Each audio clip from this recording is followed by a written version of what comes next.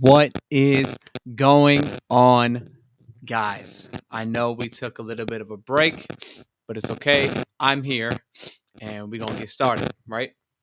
So, with that being said, I wanted to first I'm going to lay out what's going on tonight. So, tonight we're going to, of course, do the intros and everything like that. And then I'm going to do like a little piece, talk some football, and then we're going to bring Adam on. So, of course, um, this is Let's Talk Washington. We're more than just football.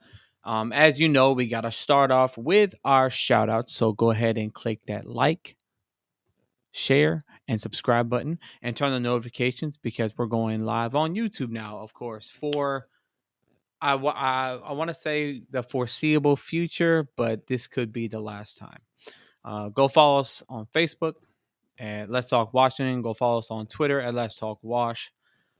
Check us out on all major platforms, including Apple, Spotify, and many others.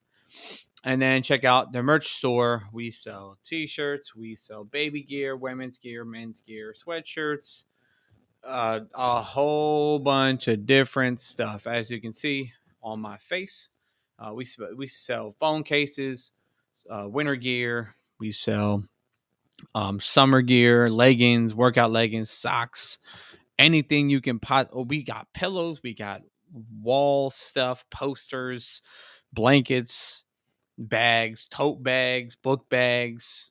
We got everything. So if you guys wouldn't mind supporting, just go ahead and go on, stop by the shop and give us a try. That would be great. If and then soon, we got stickers too. Sorry, I always forget about the stickers. And then soon we got masks too, because keep COVID away. And then once the screen pops up, it'll show that's what our shirts look like. Let's Talk Washington on the front, and then the back is where you find us.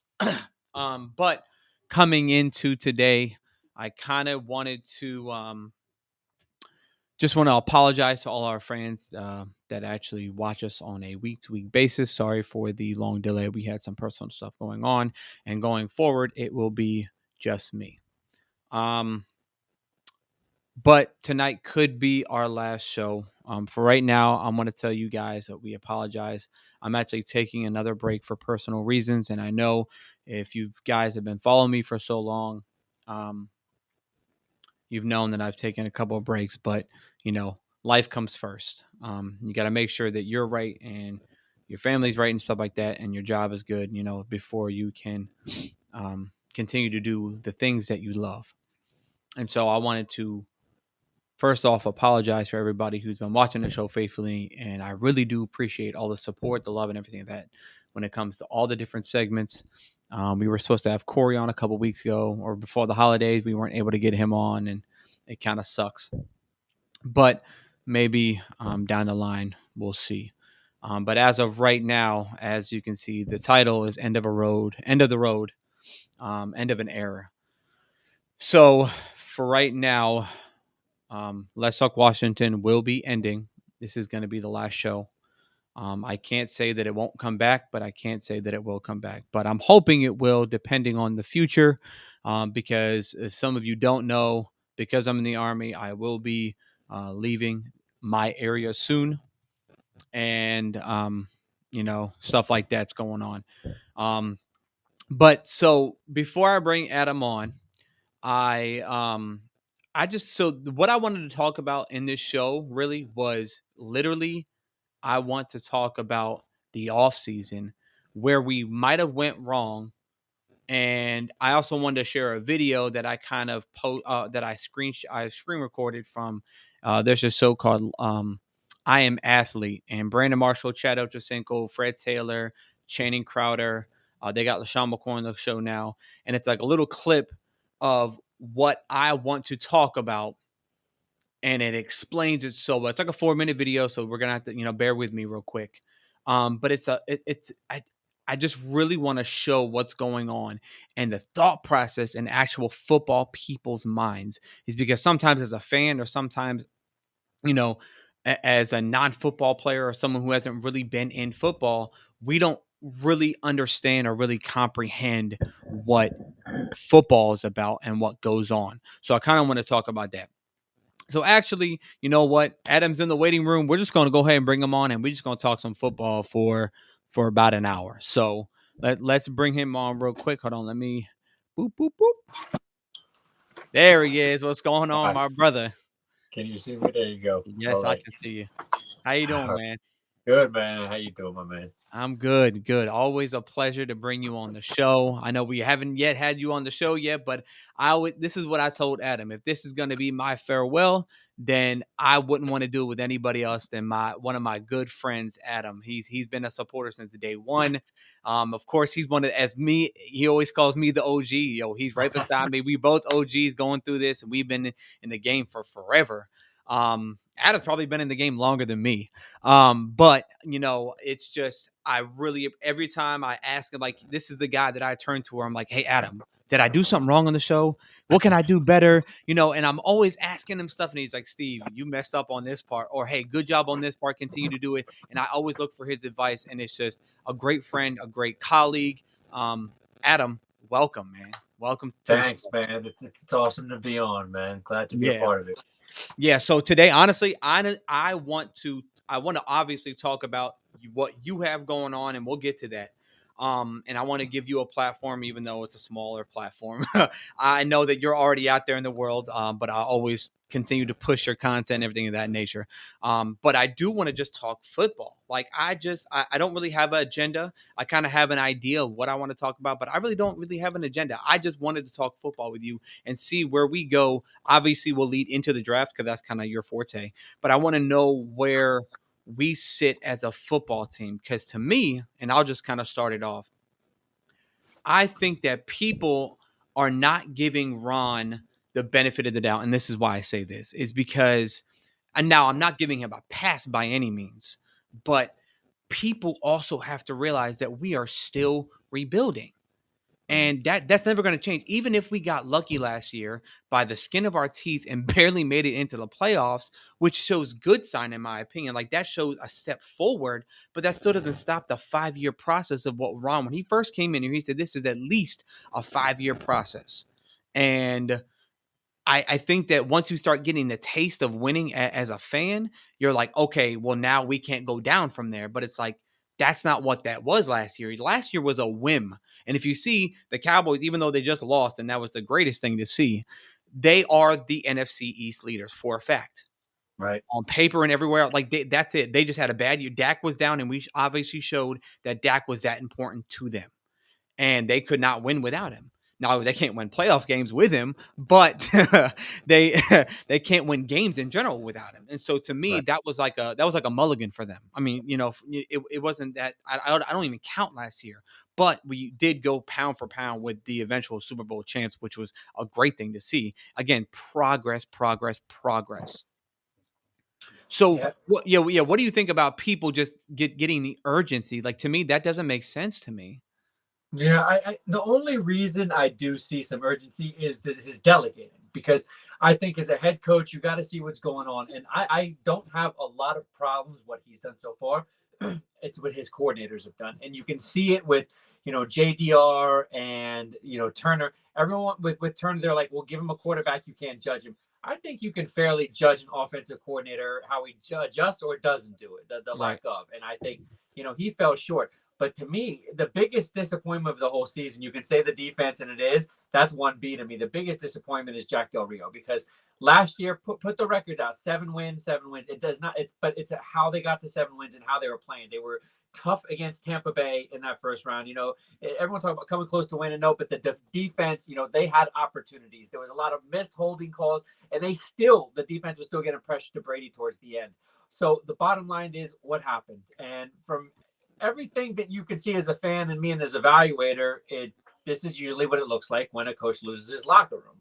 Right. So I do think Jack Del Rio has, but again, he's so a matter of fact. He was asked about it, and he says no. Has he been talked to about next year? He's like, what do you mean? So he knows he's back. These guys know, and that's the only concern with Ron Rivera for me is, will he, keep his buddies around, his old Carolina guys, to a fault. Yeah. That's my concern. So I just don't think, you have one playoff year and not the third year. That is a big year. I Yeah. do say he's on the hot seat, and the reason he is because this is Washington. And when it's Snyder, you can never say he's stepping back or Tiny is stepping forward. He's still the man behind the curtains here. He's controlling everything. So, let's say they go into next year and they win 3 games. Ron's out. I'm telling you. Even though you talk about the rebuilding, whatever, he has to miss the playoffs gracefully. If that's what Right. there's a word for that. I Right. don't think you can be worse or the same as this year. Bottom line. But you talked about other teams too. Man, the Giants, that's going to be a team I think improves real quick with all the draft picks and with them double talking with Judge out and all. He Yeah. basically killed himself with the talk against Washington. It Oh, for wasn't the sure. loss. I think that Mara has a passion for Washington. He can't stand them. So Yeah. when you do that, yeah, that was it for him. So Danny Dimes, he could be gone next year. I could see them packaging him in a trade somewhere. So new regime, new things coming. So Washington has a lot to deal with right now. The NFC East is by far not the best, but Philadelphia, I still think they're up and up. They need Yep. someone other than Hurts, Yep. but they have a lot of pieces that I didn't think they were going to have. Dallas, I think they'll go as far as that quarterback will take them, and I think don't be surprised if that offensive coordinator gets promoted to head coach. There's a whim in the offseason and McCarthy just gets fired. I would not be surprised in the Right. slightest. So, Right. there's a lot going on in the East. So I say, every coach is pretty much on the hot seat in the East every 2-3 years. Right. It's For it's it's, sure. it's bottom line. So, rebuilding, yes.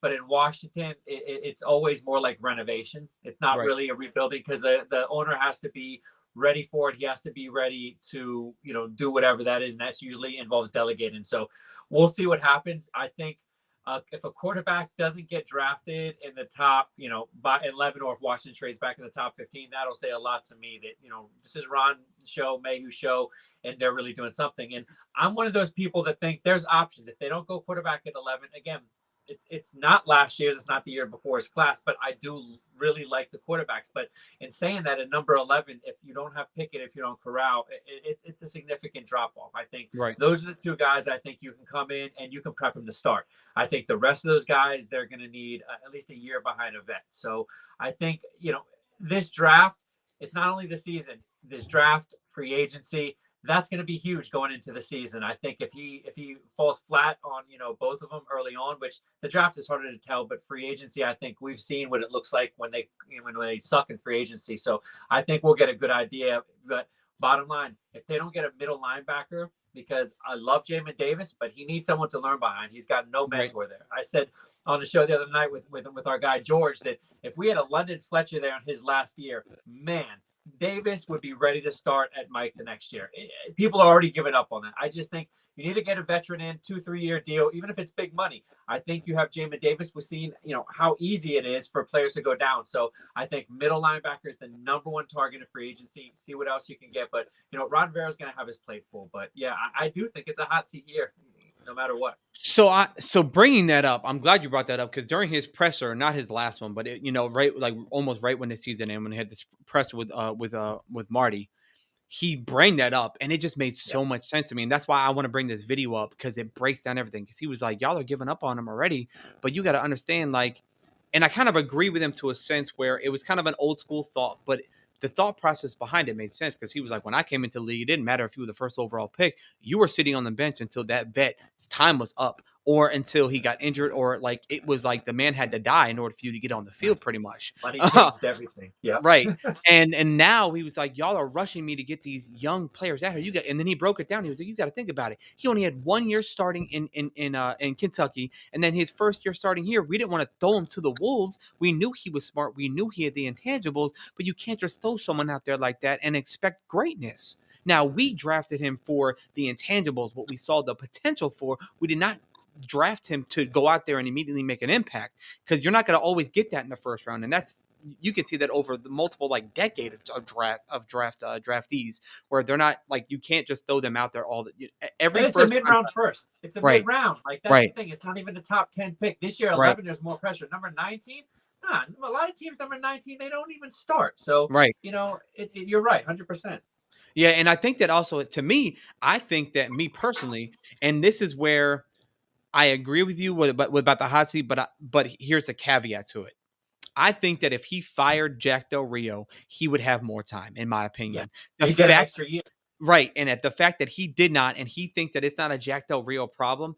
See, I think to me, and I broke this down one episode. I think it's a half and half. And going into Yeah. I'm gonna bring the video up soon, and then I know you kind of already watched it, but I'm gonna bring it for the fans to watch, and then we can It's really good kind of stuff, though. Yeah. deep. Oh, it is, and and I kind of want to break that down too. So I think that half of it is Jack Del Rio because he calls the plays, and I think the other half of it was really players, and Ron said this so many times, and people just like if they don't know football, they're like, I don't understand what he means by do as you're told, and Right. stop trying to like miss the gaps. Like stop trying to make if everyone's trying to make a play, no one's gonna make a play. We have to play as a team. And then when I watched the video of I forget his first name, but Davis, he was the linebacker for the Broncos. He broke Right. down in that video, and it makes so much sense Perfect. on why people have gaps, why people have assignments. Because once one person blows that assignment, it's over with.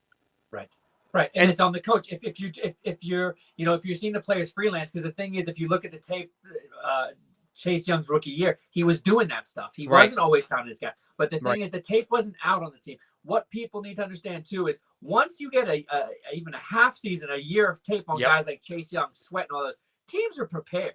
They know yep, to go quick game. They know to go slants. They know how to combat that. So right. you try to go freelance, that's on them. But the thing is, if JDR lets him do that for multiple games and he doesn't sit them down and Oh, bench for them, sure. I Yep. don't care. That's on him.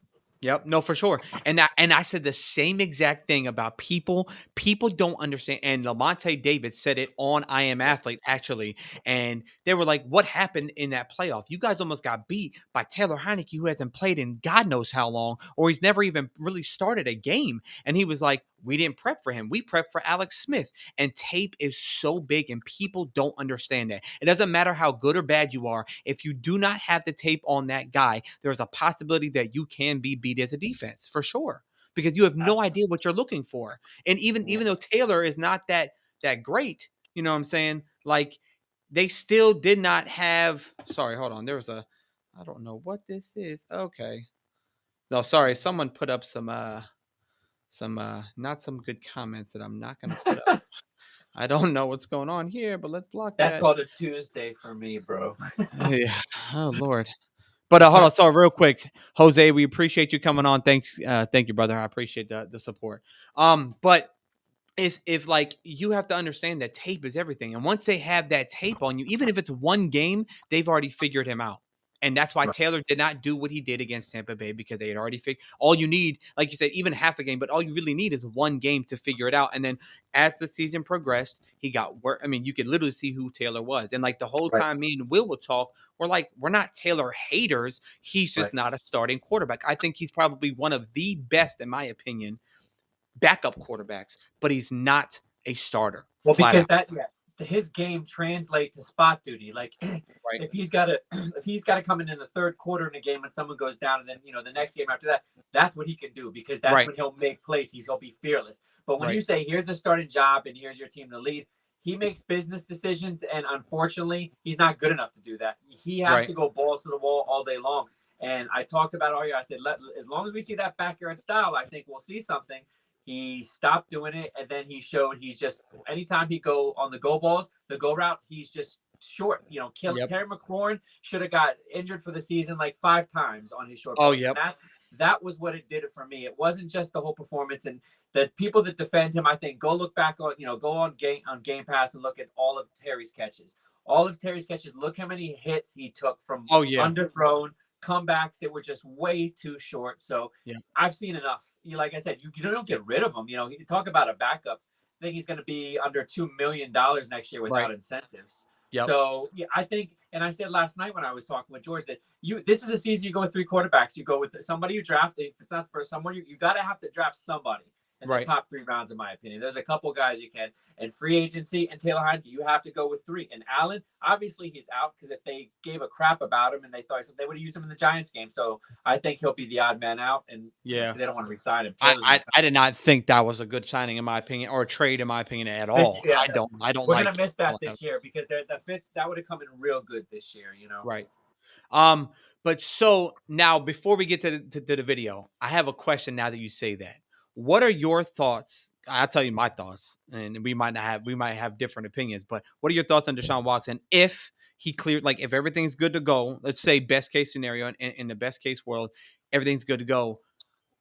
Are you going to take him, and what would you give up? Because I'm gonna be honest with you. Me, I say we throw in all of our eggs in that basket. That's just me. Even though he's had off for a year, I understand that. But I think to me, he is out of all the options, draft, free agency, and what we have on our team, that is the best option, even with him a year removed, in my opinion.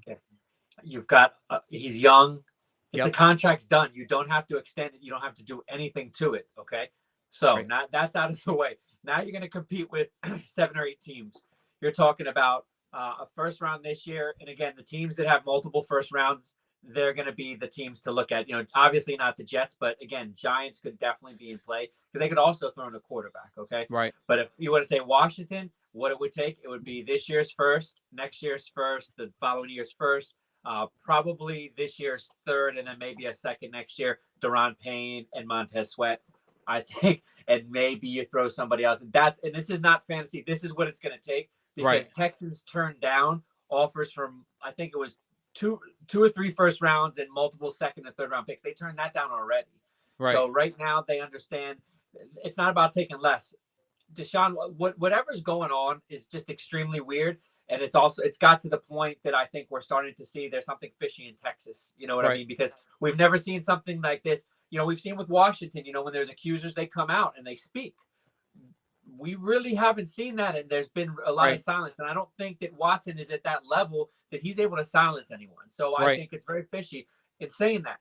With everything Washington's went through, I just don't think there's enough time between now and that trade, which it's going to happen, Right. for him to totally clear his name. I think it'll take a little time if he does. I don't think it's enough time for Washington. So I think that they can have all the assets in the world. 2 things. Is he going to waive his no trade to come to Washington? Probably not.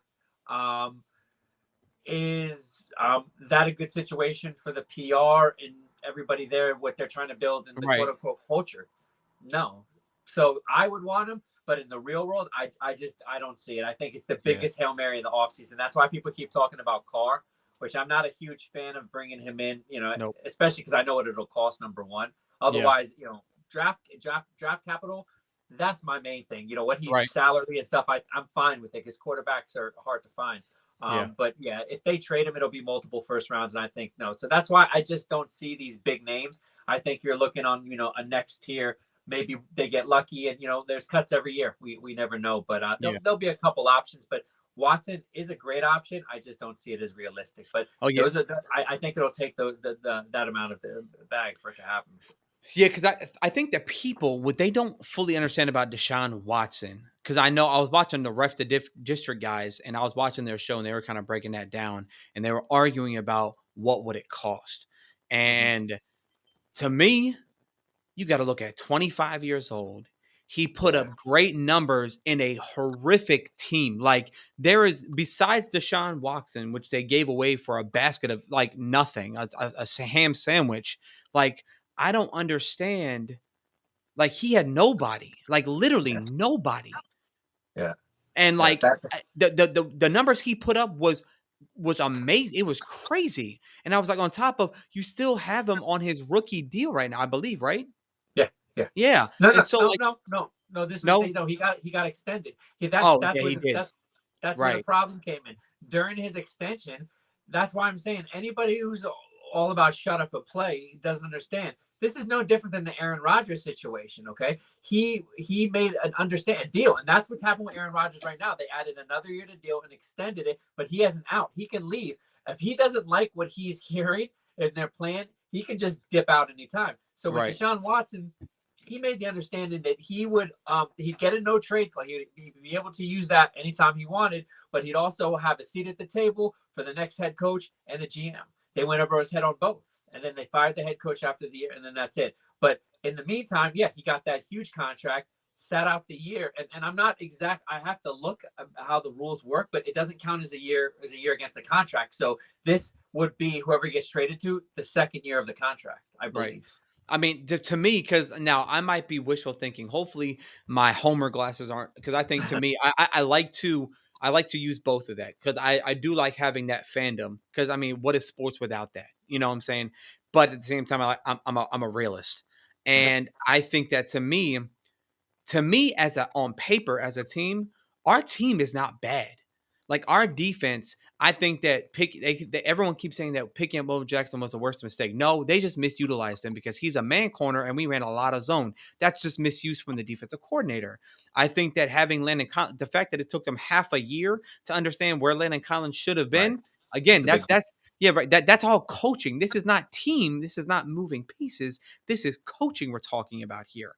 And so even the offense, which as bad as it looked, I believe if you inserted Deshaun Watson, you see a big turnover, in my opinion, because you have the offensive line, which I believe Ron said was top 10 by PFF rated with pressure. And granted, I think that half the pressures that Heineke got was self-inflicted because he decided to dump out of the Right, pocket. he's running around, so Right, you take a lot of those plays out, and they could be even better. So, and right. Brandon Schreff wasn't even on a couple of them too. So, Right. And like then you have weapons. You have Terry McLaurin. You have DeAndre Carter, which is crazy. Is me and you were on the same page. I just don't even think we talked about it. But like literally as I'm at training camp, I turn to Will and I see DeAndre Carter. I'm like, that's gonna be our gem this year. And he was like, no way. And I was like, watch. The only reason why I say that is because if anyone goes down, he is that gadget player. He can play in the slot. He's super fast and he's ridiculous at kick return. And I called it out before he even stepped on the field. And I was like, I told you this was our guy. Now he's not that young, so I mean, I think that bringing him back to me is good. I just don't think locking him into a long-term contract is the best idea in no. my opinion. But we have those little gadget pieces. If Curtis Samuel can finally get healthy, then we have AG. Then we have Logan Thomas when he comes back. John Bates started improving the more playing time he got. We have not the best pieces, but we have pieces that if we got a solid foundation of a quarterback, this offense can go from like literally bottom tier for what we are right now to at least, in my opinion, the floor is middle of the pack for sure. And Yeah, that's like to me, like I will trade away draft. In my opinion, I'm all about the draft. People know me as GM Steve because I'm always trying to trade back in the draft. I'm always trying to get when Chase Young came up. Me and George were actually arguing and was like, bro, let's trade down. Let's get more picks. Da da da. He was like, no, Chase Young is that dude. Don't do that. And whatever. But I was just like, I I would literally give my draft capital for this guy, and I would. That's just me. I would. This guy is that good. Even if he may have to like sit down for a little bit, learn the playbook, get back into football shape because a lot of people don't understand there's a difference between in shape and football shape, right? And then give him a little time to acclimate, and then let him loose. I'm okay with that. But like that guy right there to me is like our should be in my opinion. Even if we can't get him, that should be our number one target for sure. Like try it, do whatever you can to do it, right, and then if it right. doesn't work, it doesn't work. You can at least say you tried. Well, with Stafford, so we know that there's a willingness, and that you're talking about an old veteran. They were willing to give up a first and a third. Right, So you have to think that they're going to be involved, but there's going to be a lot of teams involved, and like I said, the new, something I left out though, with the new name that does bring intrigue. So right, I could be underestimating it, but I think I'm pretty much medium as far as what it'll do for the other fan bases and for the national media. So, but in the end, it could be something that for agents it does matter. But you got to get a quarterback oh because yeah, you're not going anywhere without one. But one way or no, another, I think they're going to get one. I don't think they're going to go into this season with another, second, third stringer that they're, putting in for competition. I think no, he made it clear that if they get a young quarterback, they expect him to play early. So that's why, I just, when I did the evaluate, I just banged out, a bunch of quarterbacks early on. I'll still do Howell and a couple more. But right. I really want to get those out of the way first because I definitely think, that's what the fans really want to see right now. But what's crazy is he also made the funny gesture of, well, if we draft a quarterback early, are y'all willing to wait? And if we sit him, but they to me, even though it was funny, it was like, I mean, that's a good question. They all laughed about it, but now you're talking about the media and the fans. Are you willing to do that? Because look at Patrick Mahomes. Everybody gave so much grief to the Kansas City Chiefs. They were like, "What are you doing? This guy is played for Texas Tech, da da da." All this crap, and they drafted him high, and then sat him the entire year, and then let him loose right after that. And look at him now. And granted, to me, no offense to Ron, you have coaching levels, and Andy Reid is far above Ron Rivera, but especially when it comes to like talent I love Andy Reid when it comes to talent evaluation. The guy is a genius, and then when it comes to play calling, him and Eric Bieniemy is like two peas in a pod. It is crazy what they built there. But I think that like it's like that's a better question. Are we willing to throw this guy to the wolves, Yeah. or do we wait? That's I think that's a question that we have to ask us as fans. Are we gonna wait? And as a coaching staff, it's like, okay, what do we do here? Do we think that he's ready? No matter who we get, even if we get the top quarterback, is he ready? Do we know that I mean, and I think only time will tell, obviously. But that's just such a hard question to answer. Yeah, because in one aspect, you have Chicago. How it went with their rookie. Not so good. But then you have everyone's gonna talk about Bill Belichick and the Patriots, and how that worked out with Jones. And I said that coming in, I wasn't huge on Jones. I said to him, I said loud and clear, Yeah. there's very few teams. And someone asked me spot on, what would be one of the teams? I said Bill Belichick. I said Right. he looks like a quarterback there, and people say, what do you think now? I still think the same thing, because I think he's extremely good at finding the kind of cerebral quarterbacks he wants to use and get the best out of them. Right. So then you have a team like San Francisco. See, I still think keep following their blueprint. They did with the defense. The way Garoppolo gets helped a lot by that run game. And you talked about Washington. They have that kind of run game, that Yep. quick. If they were smart, they would incorporate a lot more zone into there, because Antonio Gibson would thrive in it. So Yeah. if you're going to try to make him a bell cow, they need to think about a lot more movement and motion. But Right. you look over there, they have Lance waiting. But watching the playoffs, they're going to start to release. I'm not sure about the injury report. I got to see how he's doing. But if he's Right. healthy, you're going to see they're going to start unleashing Lance in sub packages. That's what whoever gets Malik Willis is going to do the same thing, because he's that kind of guy, but he's not ready right away. But Pickett, Corral, those are two guys you can put them in right away, but you just have to mold the play calling to them. If you're not willing to do that, it's just not going to work. And I'm hoping that Scott Turner's going to learn from his mistakes. Now that's, how many quarterbacks in 2 years for a young Yep. coordinator, that Yep. he's going to they're going to really sit in a room, and they're going to, if Rivera is really about Turner, they're going to sit all together in the room, and they're really going to talk about the quarterbacks they like. Because if not, he's going to put a quarterback that he's just not going to know how to use. So I hope that, he sounds like he's a collective, understanding kind of head coach. So I hope that's what he does, because I think that's the only way to get on the same page right now. But this is a Daniel Snyder team. I really will find it hard to believe if they don't get a quarterback, early Right. or in trade one way or another. Yeah, for sure. So let's bring this video up real quick, and we're gonna play it. Hopefully, I'm hoping that. Oh, is it in here? Because I'm hoping the audio plays. And I don't know if the audio will play. Let's hope. So hold on real quick. Hold on. I just hope it plays to the viewers, because you can hear that, right? No. No. Okay. Oh No. crap. What happened? Sorry, I'm talking with my tech guy. Sorry, guys. What do you mean? What? Oh, sorry. Actually, I see what you're talking. Oh, I can't use it because we have the video. We were just having, because I had a wait screen that I tried to put up, and it did not play the audio, and I could hear it in my headphones, but I Technology, realized man. afterwards that it wasn't playing, because what my tech guy does is he pulls up the YouTube, he pulls it up on YouTube, puts a headphone in, and makes sure everything's good to go. And then when he pulled it up, there was no music. So, but so So before we bring this video up, I want to kind of just break down what's happening. And literally, what they're just talking about is Josh McDaniels, right? And he's pretty much breaking down a offensive coordinator, offensive minded guy.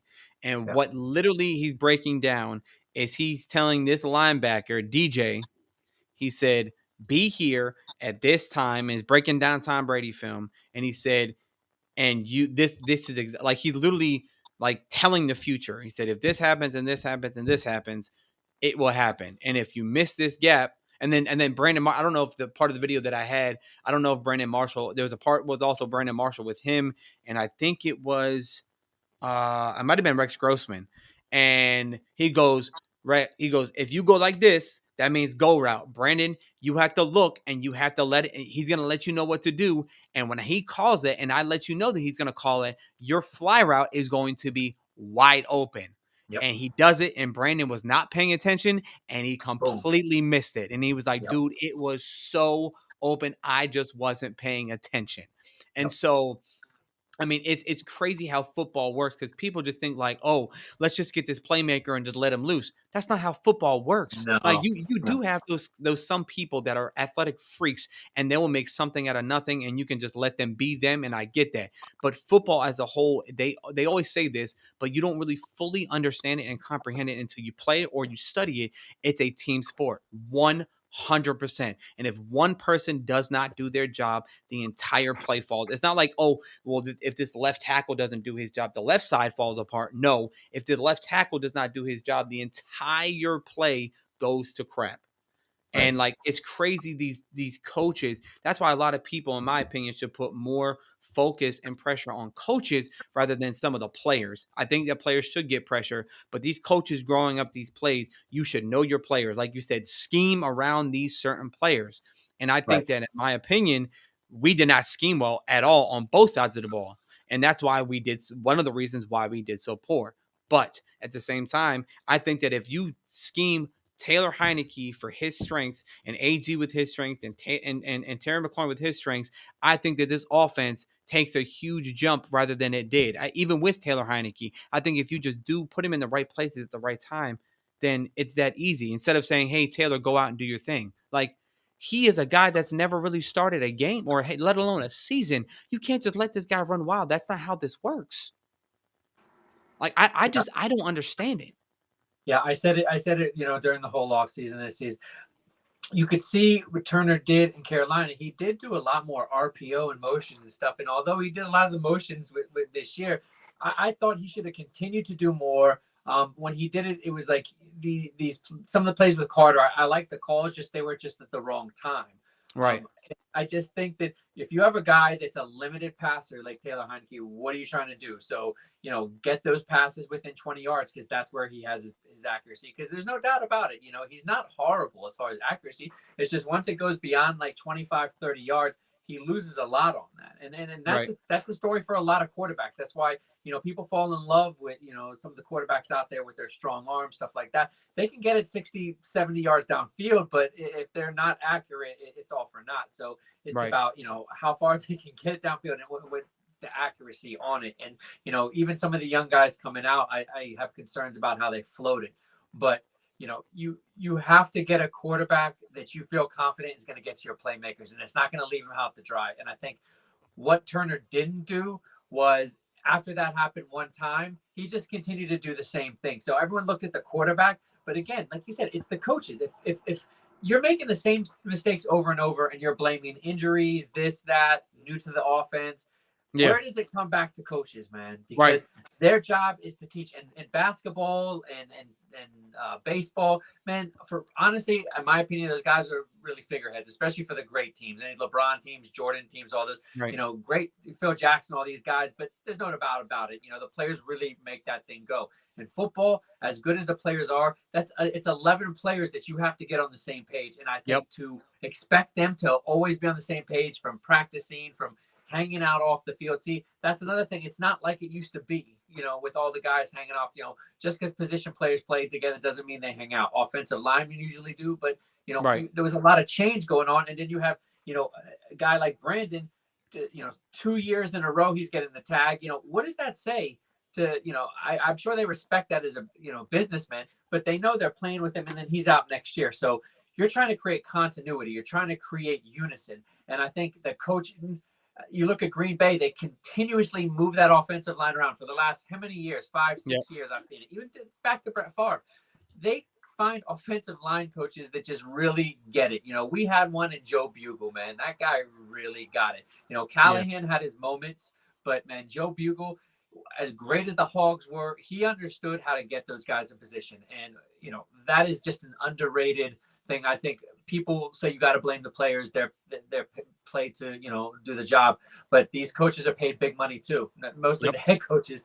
But Right. the position coaches, a lot of these guys are, it's one step before you're a head coach. It's a tryout. That's a lot of it with defensive coordinators and offensive coordinators. So, if you can't do that, Robert Saleh, from the 49ers, he got recognized. He's a head coach now. So Yep. JDR, those days are done. Turner, he's just getting started. He's a young coordinator. So I'm Yeah. expecting a lot for him this year. And I think if you can give him a quarterback that can move, that really can read the field, I think that'll make him look good and, probably even, hide some of his deficiencies as a play caller. For sure. And Roger Smith, I just want to make sure we address the comments. Watson doesn't want to be here. I mean, we kind of all know that, but wishful thinking here. And I think you Right, got to think, right, you have to think big picture. If we're going to continue to get a new name, push for the playoffs, if we're going to continue to try to make the playoffs and not tank, you have to think big picture at all times, in my right. opinion, no matter if you're a fan or not. That's what you have to think. And it says, but due diligence should be done. Drafts Carson Strong and a right guard. Also add another linebacker, corner, free safety, running back in a draft. That's a lot. In free agency, a middle linebacker is needed, and a wide receiver too can also bring in a vet quarterback. I wish that the thing is, I'm not being harsh on Carson Strong supporters, but the thing, go look at his medicals. Just Google, high school knee injuries. Google pins and knees. Just Google that stuff. You'll see it. Yeah. I'm sorry, Davis Mills, for the Texans, that was a scary one to me. He got through this year. Carson Strong, everyone is really focused on, his arm strength. Man, he looks so robotic in the pocket, and that's Nevada. Put him in an NFL offense. I'm sorry. I think he's going to get destroyed. So to me, I don't even have him on my board whatsoever. And we will break all that down right after we do this video, and we're going to break everything down because I want to give Adam a chance because he's kind of already sprinkled his little draft knowledge here and there, but I want to go full blown draft in just a little bit. So let's see if this video will play. I'm hoping, and fans, if you're watching, please let us know if you can hear the video. If you can't, I'll just kind of, pretty much tell you what's going, what's going on, because I really want to play this video because it breaks down so much. Is it going to play? Oh.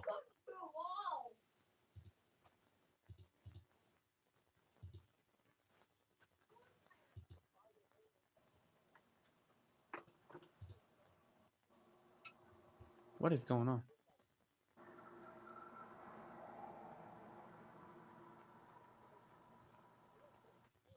It's not playing. Yeah, no, I can't hear volume on my side, bro. Oh, man, you're killing me. That's technology sometimes, man. Oh, I know, man. It's killing me.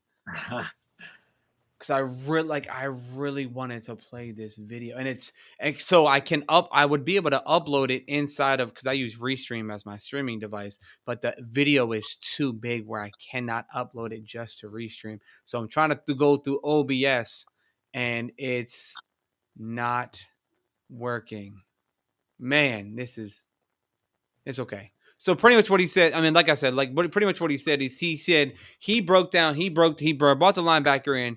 This is Josh McDaniels in Denver when he was the head coach, and he literally told the linebacker DJ, watch the 60 plays. It was 60 plays of Tom Brady, and they realized within those 60 plays that once a lineman stepped on his foot one time, he Right. switched his whole stance up. And they know that if he's standing flat-footed and square, he's going to do this. And if he's standing kind of with one foot back, and that's what he's doing, he's going to do that. So it got down to a science. And then he literally said, if you drop back into coverage right here at this point in time, they're going to throw the ball that way, and you're going to get a pick. And literally, he was like, "That's exactly what I did, and I got the interception." And it was, he said, after that, I walked over to him, and had a whole different mindset and a whole different appreciation for Josh McDaniels. And on top of that, Bill Belichick, because you can't just give it all the credit to Josh McDaniels, because what Josh McDaniels did, and they kind of broke that down in the whole episode, because I think the episodes are about an hour and a half, hour and a half long, but he took half of Bill Belichick's playbook, and then he implemented his half too, and kind of combined it. And so a lot of Josh McDaniels gets a lot of flack for what he did in Denver, but at the same time, Josh McDaniels, to me, just seeing that is still a complete, like, that literally blew my mind. As simple as it is, I don't think people really understand, like, people are out here really doing research. And that's what like you said, that's what these coaches are paid for. And that, Well, if my coach can't tell me that, I don't want him. yeah, and you know the where are they going to where are they going to coach at college? College, O'Brien, Alabama, McDaniel's, he was at Alabama too. So you Yeah. know they that's what they do. They travel, and really good head coaches understand really good offensive minds. Really good offensive minds don't always equate to good head coaches, and I think we saw that with McDaniel's. We saw that with Right. O'Brien, especially. He was trying to be a GM, and he's the worst, but Right. he has a good offensive mind. And both of them do, and I think that's what a good coach is. And when you have someone like Rivera, he sees something in Turner, and I've heard things of genius when it's referred to Turner. I guess during discussions with certain people, I hope I'm wrong. I'm just not seeing that yet, and hopefully Ron Rivera sees that. But like you said, the tells that they're able to do, in scouting, that is one of the things that we learned with quarterbacks is you're looking at the top of the ball. You're looking to the twitch of the shoulder back. There's tells that a lot of quarterbacks do.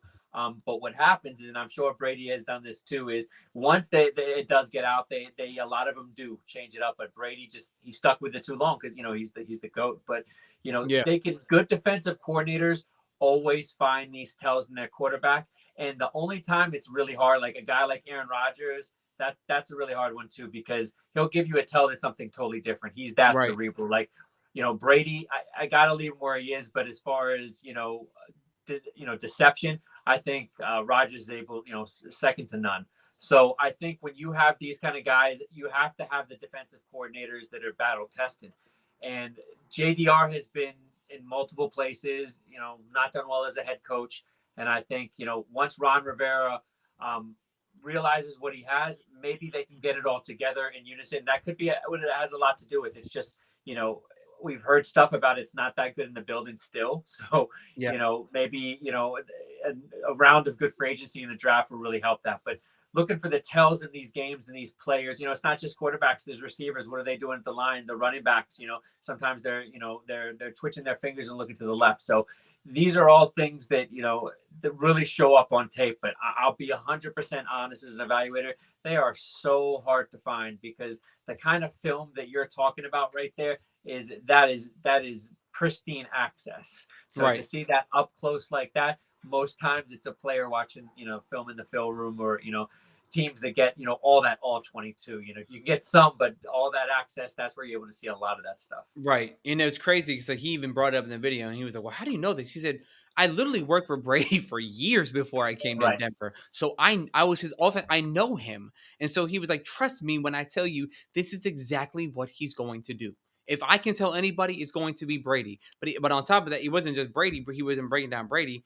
And but also in the video, he kind of broke it down. It was so funny because he played the videos for him, and he said, "What did you see?" And he was like, "Nothing. You played clips of Tom Brady." He was right, like, "You're not looking at it correctly." And that's when he pointed out the feet movement. And he was like, "Yo, it just, him as a vet was like, that was just like a whole new can of worms that just opened up, and was like, oh my gosh, that's crazy to even think about, that someone can pay that close attention and understand that a simple feet movement can tell all."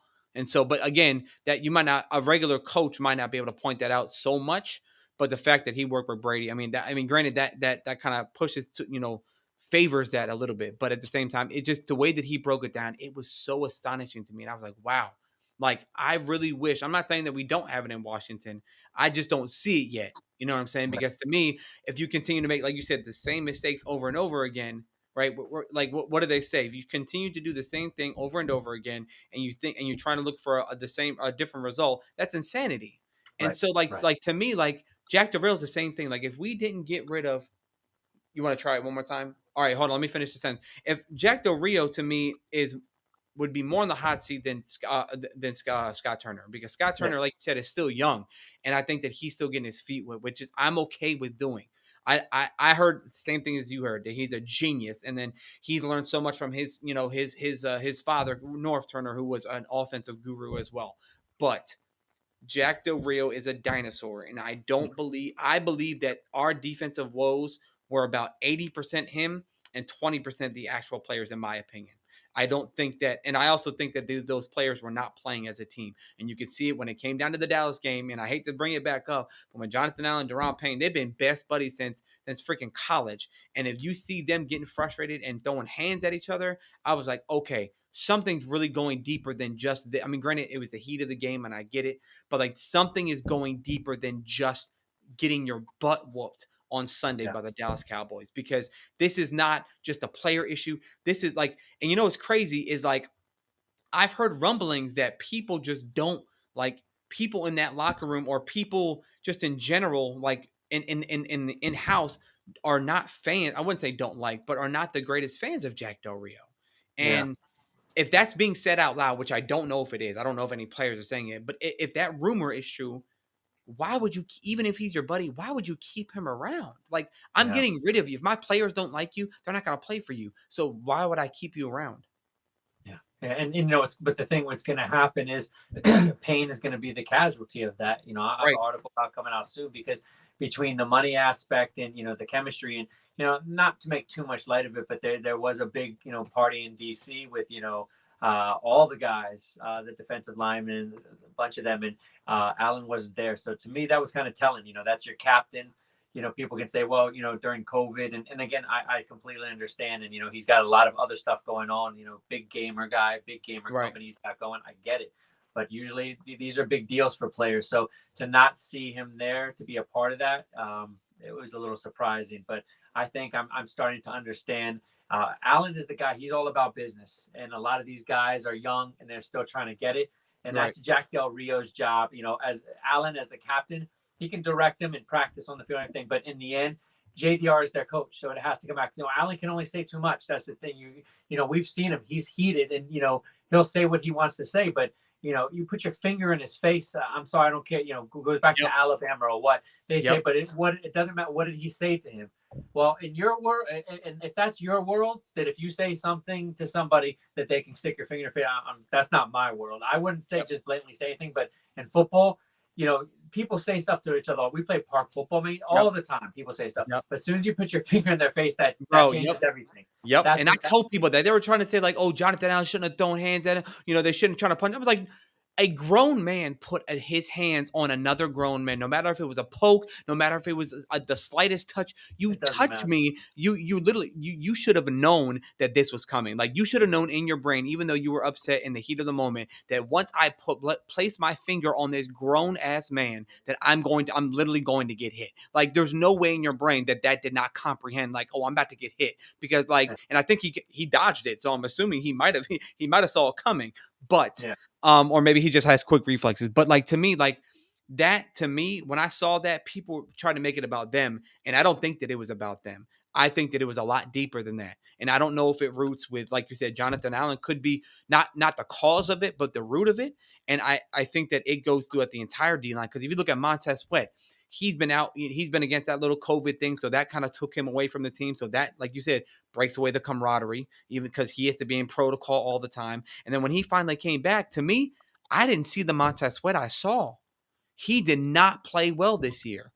yeah, And then you look at all the, like, we were, once we implemented Montez Sweat after that 4-game winning streak, we started losing. And I'm not saying it's all because of him, but that D line, that backup chemistry. D line was so cohesive, they were getting to the quarterback. And people don't understand that. And I'm like, once you inputted that guy who has not played for like 8 weeks, you've now ruined everything that you've now just got on this 4-game win streak.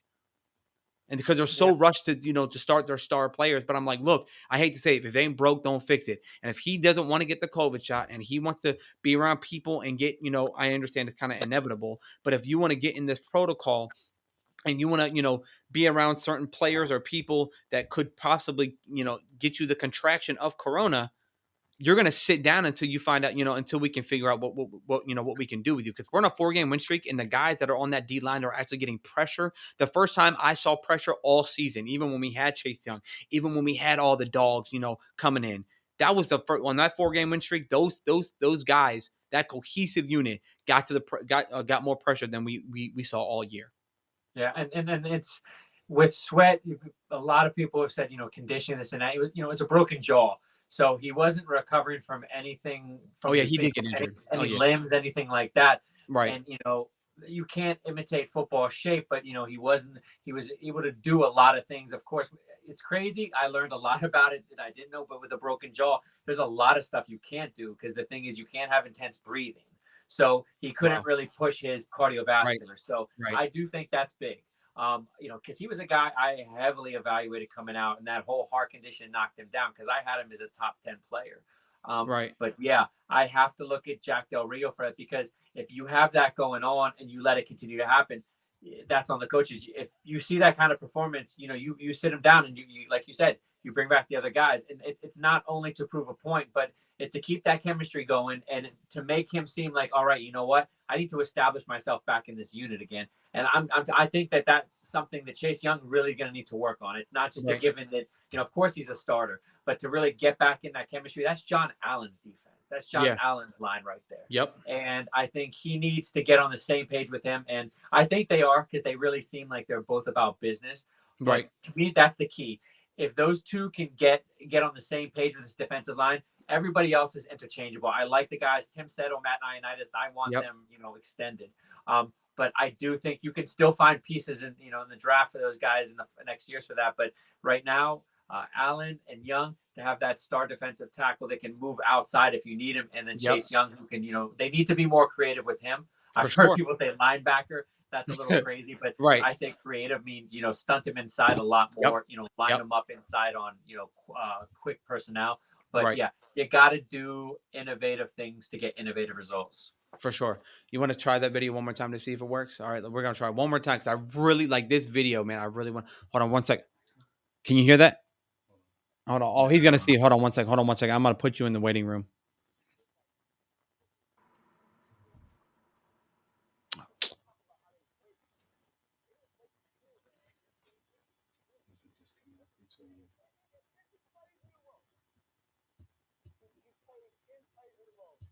No.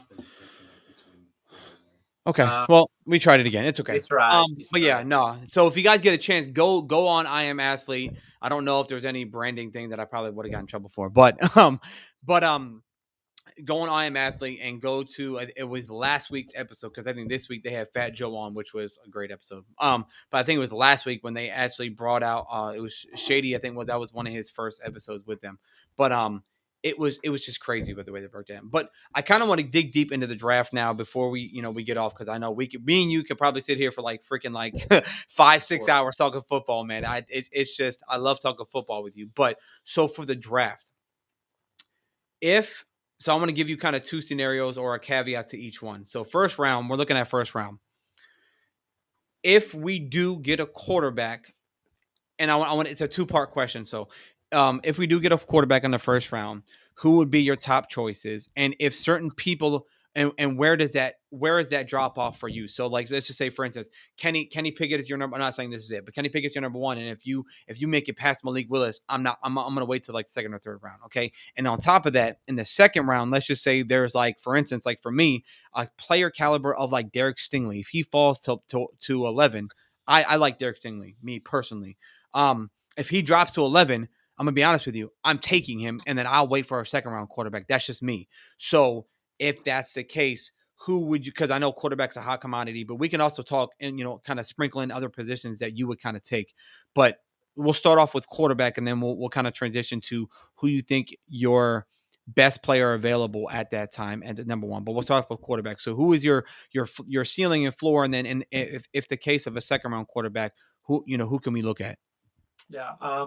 You say like you said, Kenny Pickett and Matt Corral. That's like 1A, 1B right now for me. And again, I can see, if you see my write ups on him, I do mention Kenny Pickett. Slight concern with the hands. He's coming in with really small hands. Again, But what I tell a lot of people is the difference in size of the college ball, the NFL, it's ever so slight. Right. I didn't see a problem with that. Playing in Pittsburgh, playing the elements, players were constantly swatting at the ball. He's a mover, he's a rusher. But again, there's concerns. That's why these guys, to me, I put on my evaluations, I project. I don't say this is what I believe that they're a top 10 guy. I say this is Right. what I project, and I do project him to be in that top 10, 15 range. Right. Then you go to Matt Corral. What I love about him is the toughness. Pickett, he opted out of the bowl game, which is fine. It's a business decision. A lot of people do it. But Right. Matt Corral, that's a balls because he played all year on 2 sprained ankles. And then we saw he got hurt in the game, and it was like, wow, that guy just probably knocked himself out of the first round. He just re-aggravated his ankle. That's how tough he is, and I'm sure he was running. He's probably running already. If he wasn't Right. the following week. Is that That's so? the Real kind quick, of is guy I that an want on my injury? team. Is that a concern for you? That even though it is tough, but re-aggravation and the consistent injuries is that a concern for you? No, not ankles, not ankles. Then the knee would be that because the hyperextensions, all that usually leads to more tears and stuff like that. I've seen Right. guys come in with ankle, constant ankle injuries in college, and in the NFL they don't. Look, Michael Vick, look how he taped his ankles. There's a reason for that Oh because yeah, he he did taped have a him lot. You crazy. know, medical reports weren't like that back then, but when you see guys heavily taped like that, especially quarterbacks, because back in the day, defensive players, DBs and stuff, that was more based on how they had to backpedal stuff. It worked for them because their ankles had to stay stiff sometimes. But so when you see quarterbacks with it, that's a tell. And Corral again. Those are my 2 guys at number 11. If somehow they fall to Washington, again, I wrote about Willis, and when I wrote about him a month and a half ago, I projected him top 10, and I still think that's a possibility. But for Washington, they aren't built for that. I think if you're going to bring him in, I think you got to have someone like, I don't know, if you bring in Tyrod Taylor for a year, I don't know, it's kind of a reach. But the thing is, if you bring in Tyrod Taylor, you're probably going to be playing Malik Willis by midseason. And I think he's a prospect that needs a year to sit. He's like Lance. I think that the talent is up there. On my write-up that I put, I found the coolest YouTube video ever. It was a side by side with Michael Vick, and the throwing motions, the scrambling. It's very similar. So not that they're the same player, but it was just really cool to see it. Right. So after that, I think you have a decent drop off. Sam Howell from Carolina, I think he lost his playmakers. I got to see. So this is 2 years in a row for me because I watched De'Ami Brown last year. It was a big prospect that I watched, and he went to Washington. And Daz Newsome was another one. So I saw what he can do. But what I'm going to say about him is fans shouldn't get caught up in his abilities as a dual threat because his running style, he's not going to outrun a lot of linebackers. He's got that speed, but unless you're running that move zone RPO, I think that you're going to maybe have pause on Howell. And if you do want to get him in that pro style offense, a year to 2 years. After those 4 guys, in my opinion, it's a significant drop off. People talked about Ritter. I think Ritter, to me, Ask about him. solid second round guy. Again, last year he probably comes out. He probably goes at the end of the first round, which is crazy, and he needed work. I didn't see him clean up the stuff that I wanted. I'm not. He's off my board just for the simple reason that my outlook as him as a pro is just it's a mild ceiling because I think he has to go to a perfect situation that they're willing to mold the offense around him. I can see someone doing that with Malik Willis. As good as Cincinnati was, I'm not sure someone's going to do that with Ritter as a second round pick. So when you go further, another guy wrote about Bailey Zapp. I had to write about him because, he led the nation in touchdowns and passing. He went from, a one small school level FCS to, Western Kentucky, another smaller level school, and just dominated. Him and Jared Stearns were, the best wide receiver quarterback combination in the nation. And the thing about Zappy that I like is about his quick decision making. You talk about a Brian Hoyer. It's not the best comparison, but just the way they're able to read quickly. But with Zappy, he's really got that that quick trigger. I think if you get him in a tempo offense where there's not a lot of huddles, quick game, I think that guy could have some success again. Probably a year or so. He'll probably be a backup for a little bit. But I write about these guys because not everyone's a guy is an instant starter. So for me right now, those are the main guys. There's probably another 2 or 3 that I'm watching some film on. But like I tell everyone, Out of all the prospects I put out, I probably watch twice as much film, and I stop at 4 or 5 games because I just realize they're not someone that it's not for Washington. It's not because for my cards this year, my evaluations, it's Washington, and I also put other fits at the end of the article as well as the games watched. And right now, I just don't see enough teams that I'm really following that I think would put investment in Carson Strong, Ritter, and some of those back end guys. But again, it might not be the greatest year for quarterback, but I think you can find a guy, especially if you're in that top 15 range like Washington. Kenny Pickett, Matt Corral, one of them should be there. So if they don't pull the trigger on them and they haven't addressed the need, to the draft, I think that'll say a lot of the direction they're going.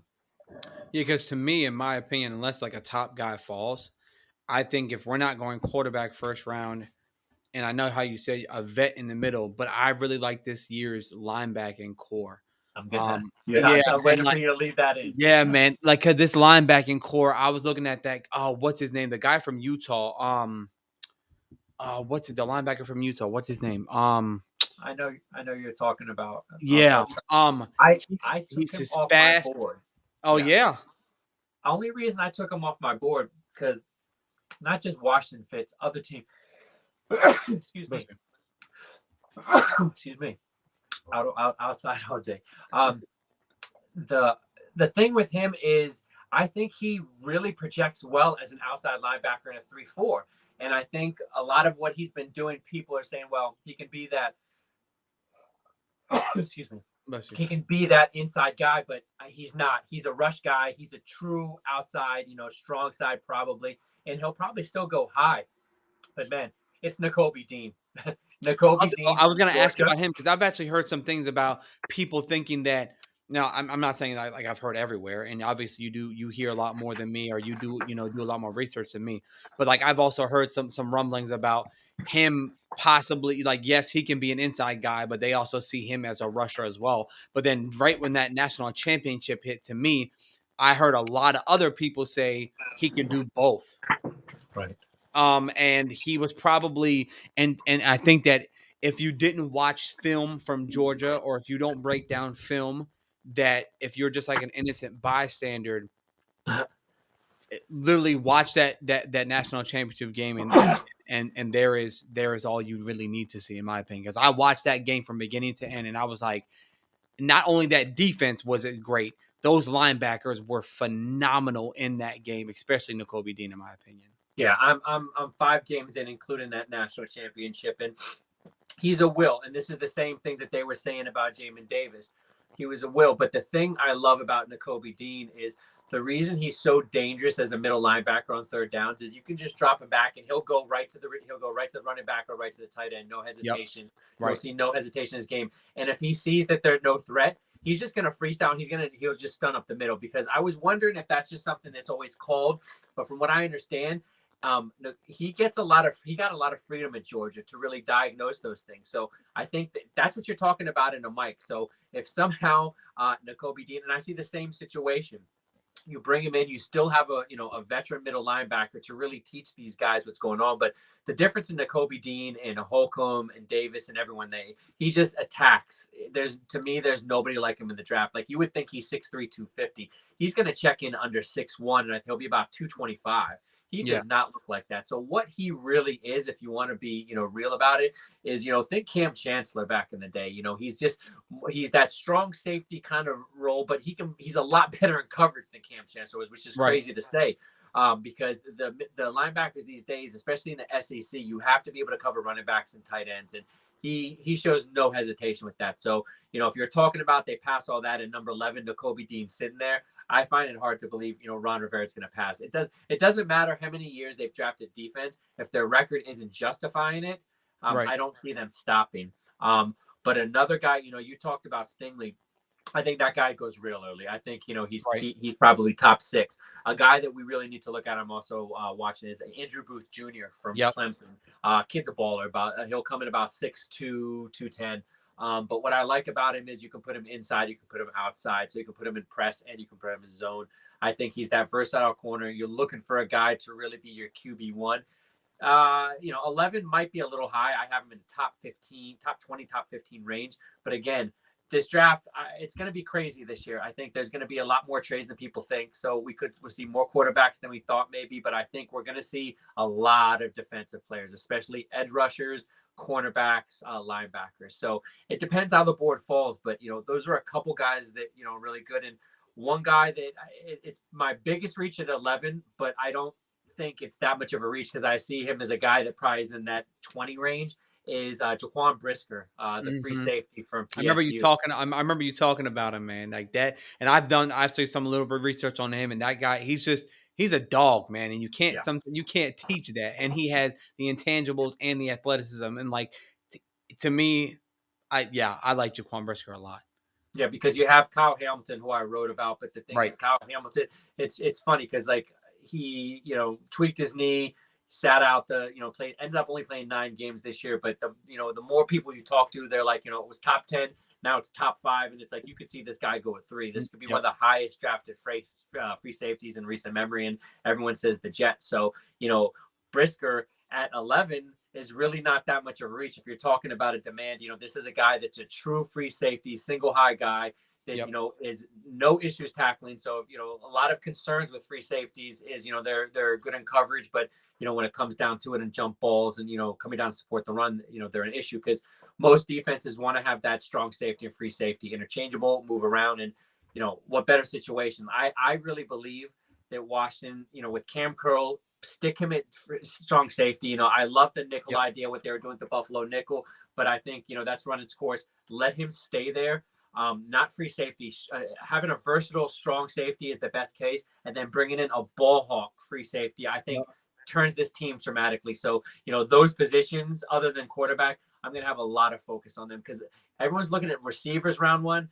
Avlave, these guys, I think it's too high. I think when you have a guy like Terry McLaurin that you're willing to give really big money, I don't know if you're going to go first round because I don't think any of these guys are, a Chase or any of the guys that we saw in the last couple of years. I don't think there's people talk about a quarterback class that's not really living up. I think this receiver class really is not living up right now.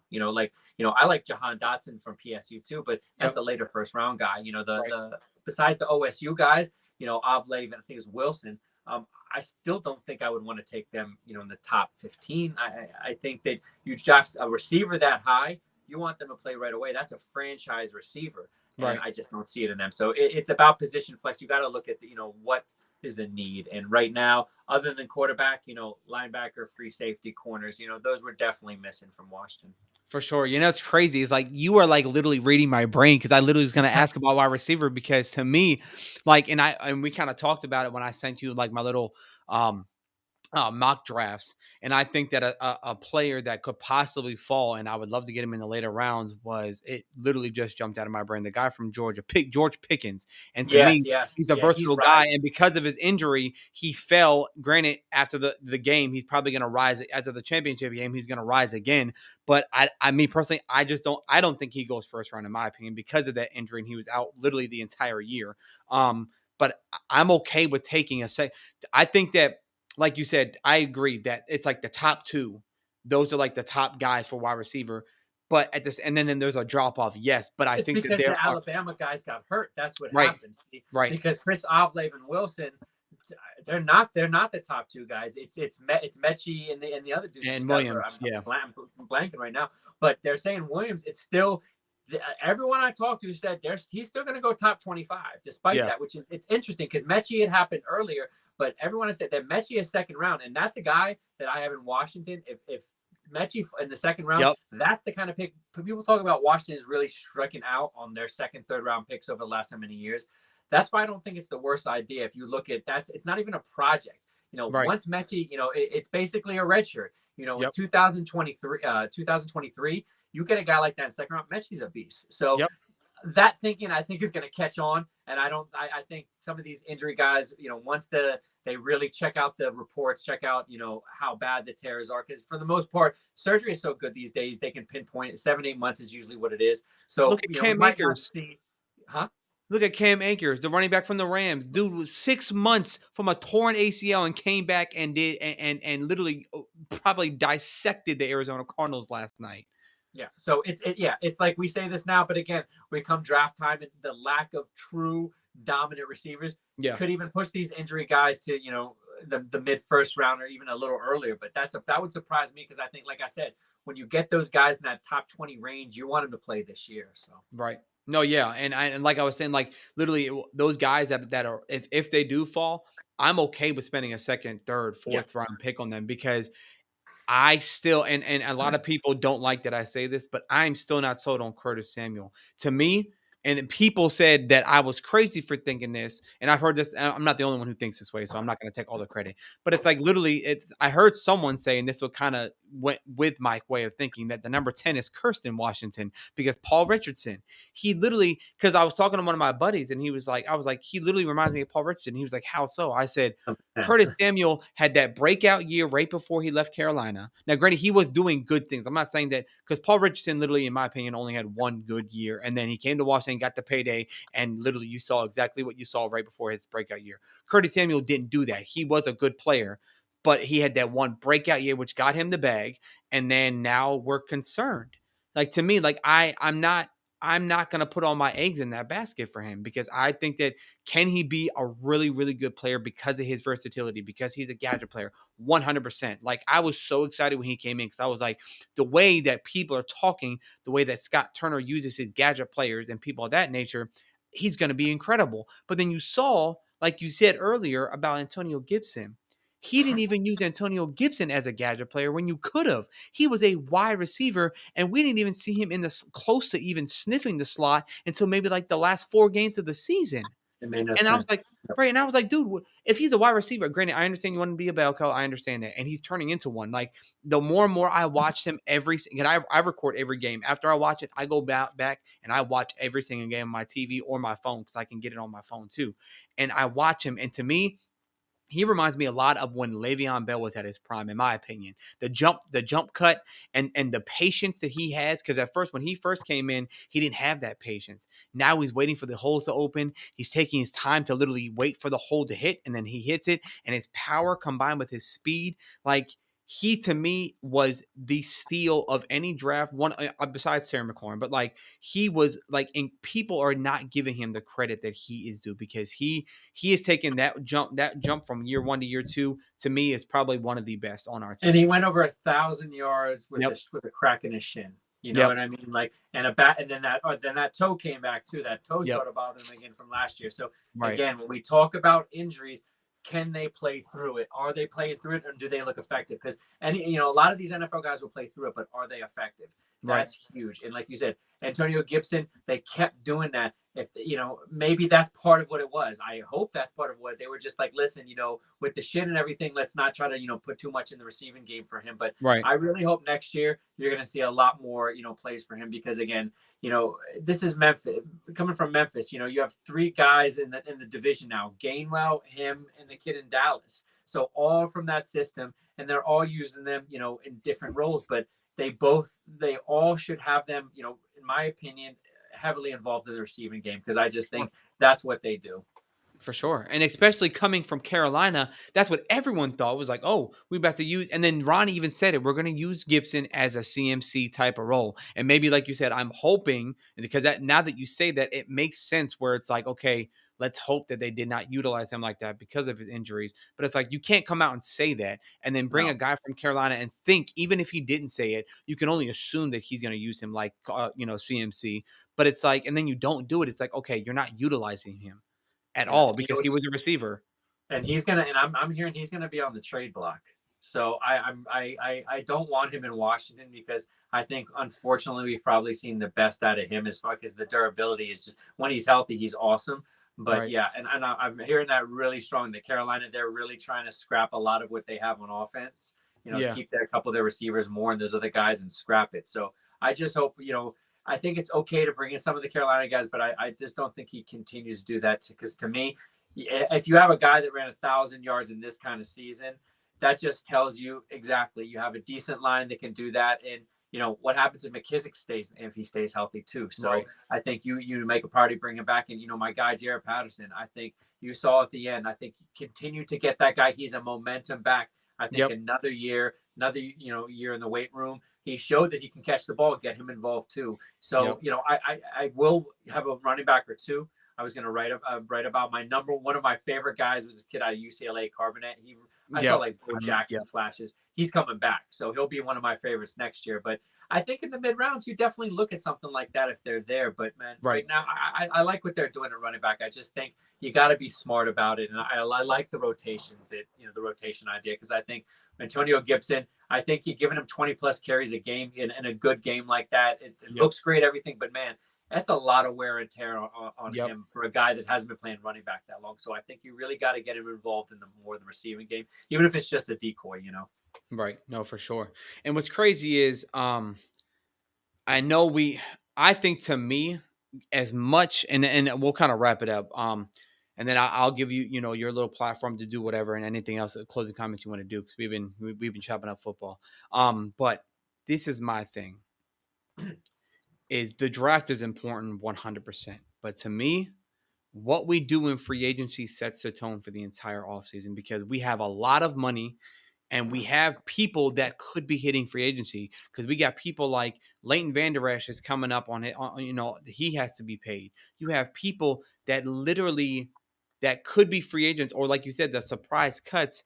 This is where we need to spend our money and at least get that foundation. Now, granted, we can kind of stockpile in the draft and kind of get that depth or whatever. But me personally, relying solely on the draft is not an option because we need to be willing to spend. And Ron kind of showed that he went after Amari Cooper, and in my opinion, I don't think that he knew that he had. I don't think that he understood. I don't think that he knew that he had a chance. Like I think he just literally did put in that price tag, so Dallas had to outbid them in order to get Amari Cooper. That was just me. I don't think that he thought he had any chance getting Amari Cooper, but the fact that he tried to, the fact that he spent big money on William Jackson, things of that nature.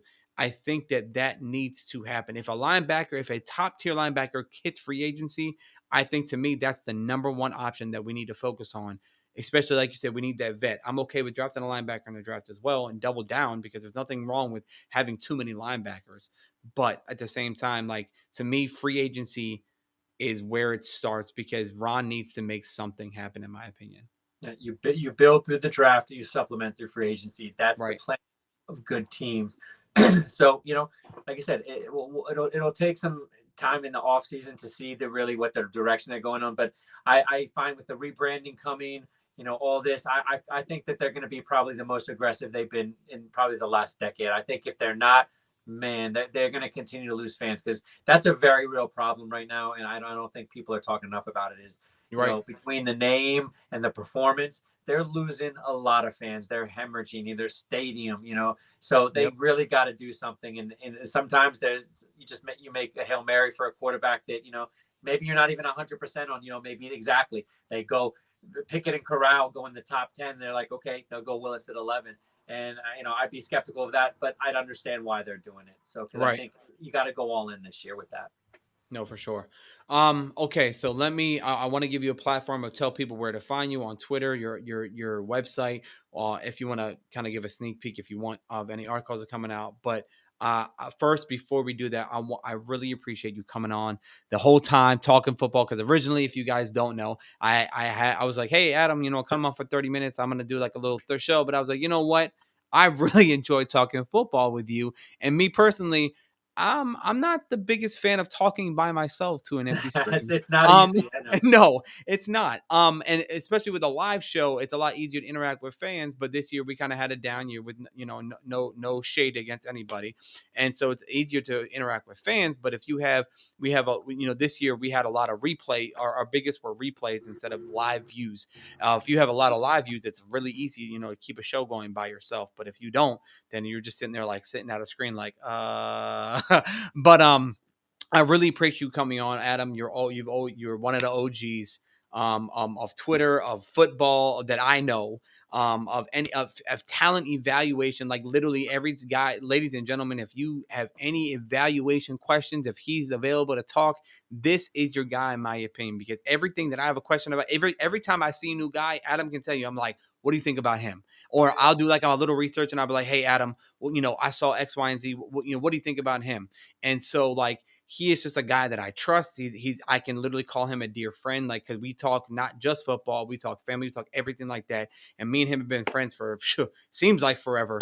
But for a couple of years now, and this is the guy that I trust with a lot of not just football stuff, but with personal stuff too. And I appreciate you coming on. Thank you, thank you, thank you for this little end of tour. I don't know if I'm ever coming back. I hope that I am eventually, but for right now, I want to. I'll save that to the end. But Yeah. go ahead What and give your you stuff, know, man. just continue to talk about ball. But that's why I love it. I started the Burgundy and Gold Report. This will be our sixth draft. We started our player cards last draft. So if you go to our website, theburgundyandgoldreport.com, we still have our last year cards archived. So what it is we provide a player card, a virtual player card. You go to our website. Anytime we share an article, at the end of our articles, we have the player card at the end of the article. You click that player card, and that takes you to our whole section of our write-up. So right now we have about 5 guys in there. Like we've talked about a lot of the quarterbacks tonight. I hit on all the guys we wrote out. Yep. Once you go into our evaluation, like I said, I spend a minimum of 8 games evaluated, full highlight videos, background projections, everything you need to know. Just coming from, like I said, a scouting point of view. I've been doing this for 6 years now. I have worked with great people in the past, and learned a lot of great things from guys that have been around the block as far as former GMs and stuff. So I've really spent a lot of time, and I'm not one of those guys that just thinks anybody's wrong. But you saw tonight. So when I hear a thing about a quarterback like Carson Strong, I'll call it out. But for the most part, I just like talking ball. Follow me on Twitter, the B and G Report. You can always find me at Facebook, Adam Hale DC. You just find me there. Friend me, you're a Washington fan, I'll follow you back as well, friend you back. But again, the burgundyandgoldreport.com, we have weekly rookie drops, but we're also going to have, of course, our Washington articles sprinkled in between. We just dropped our last article out about our quarterbacks, and we're going to have some more positions, some of the guys we talked about tonight. So stay tuned for our weekly drops at the burgundyandgoldreport.com. It's a pleasure, Steve. Hail DC, man. Hail DC. Thanks, Adam. I appreciate it. Now, again, fans, this is not goodbye. This is see you later. And this is Steve signing out from Let's Talk Washington. I'll still be on Twitter, guys. So I'm going to be on Twitter. I'm still be on Facebook. Understand I'm still going to be around. I'm just not going to be doing the show for right now. But this is not goodbye. This is see you later. Peace.